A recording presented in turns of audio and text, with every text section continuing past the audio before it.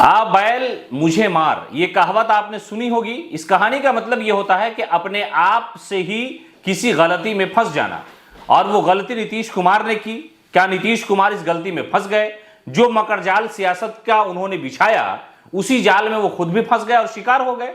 ऐसा हम इसलिए कह रहे हैं क्योंकि जाति आधारित गणना की रिपोर्ट आई और इस रिपोर्ट को सार्वजनिक कराने में बिहार सरकार का बहुत बड़ा रोल है, और मुख्यमंत्री नीतीश कुमार ने कैबिनेट के जरिए एक भारी भरकम रकम पेश की।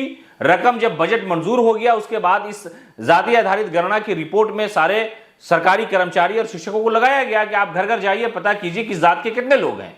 और जब ये रिपोर्ट तैयार होने लगी तो मामला न्यायालय में चला गया, हाईकोर्ट से सुप्रीम कोर्ट गया, सुप्रीम कोर्ट से हाईकोर्ट आया, और नीतीश कुमार ने साफ तौर पे कहा कि जाति आधारित गणना की रिपोर्ट लानी इसलिए जरूरी है ताकि सियासत में पता चल सके कि किसकी कितनी हिस्सेदारी है। अब जब रिपोर्ट आ गई है तो कोयडी और कुर्मी की आबादी 2%, 2.25% के आसपास है। अब सवाल यह होता है कि नीतीश कुमार ने जो जाल बिछाया था शिकार करने के लिए, क्या वो उसी जाल में खुद शिकार हो गए हैं?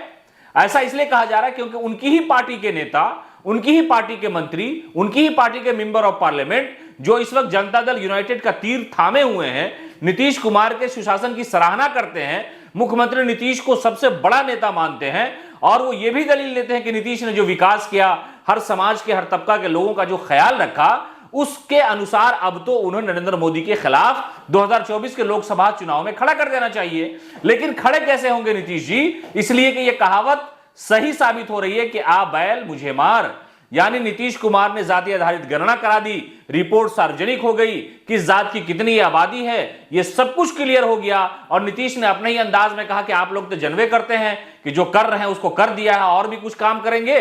तो मुख्यमंत्री नीतीश कुमार के इस बयान और इस फैसले और इस निर्णय और इस ऐतिहासिक कदम के बाद उनकी पार्टी के नेता सवाल उठा रहे हैं। जैसे एक एग्जाम्पल हमने आपको दिखाया भी था, खबर भी हमने आपको बताई थी कि जनता दल यूनाइटेड के मेंबर ऑफ पार्लियामेंट हैं सीतामढ़ी लोकसभा से सुनील कुमार पिंटू। उन्होंने तो मुख्यमंत्री नीतीश कुमार के इस संघर्ष को ही भुला दिया और कहा कि नहीं नहीं, आपने गलत किया है। तेली समाज की आबादी जो दिखाई गई है, जो बताई गई है, वो तो समझिए कि सोच से भी परे है। तेली समाज की संख्या बहुत ज्यादा है, लेकिन मुख्यमंत्री जी आपने जो रिपोर्ट तैयार करवाई, जो सरकारी कर्मचारियों को लगवाया, 500 करोड़ रुपया आपने खर्च किया, उसका कोई फायदा नहीं हुआ, इसलिए कि तेली समाज की संख्या बड़ी कम बताई जा रही है, इसलिए हम इसको मानते ही नहीं है। उन्होंने सिरे से इनकार कर दिया और यह बता दिया कि हम इस मामले को मानेंगे नहीं, फिर से इसकी रिपोर्ट आनी चाहिए। फिर से इस आधार पर उन्होंने विरोध करना शुरू कर दिया कि तेली समाज की संख्या बहुत ज्यादा कम है। तो मुख्यमंत्री नीतीश कुमार ने जो दांव चलने का प्रयास किया, क्या उसी दांव में वो फंस गए? इसलिए कि उनके लिए ये गले की हड्डी बन गई है, और मुख्यमंत्री नीतीश कुमार ने अब तक इस पर किसी तरह की कोई प्रतिक्रिया नहीं दी है, बल्कि उनकी पार्टी के नेता, विधायक, मंत्री सब इस जनगणना की रिपोर्ट पर आवाज उठा रहे हैं।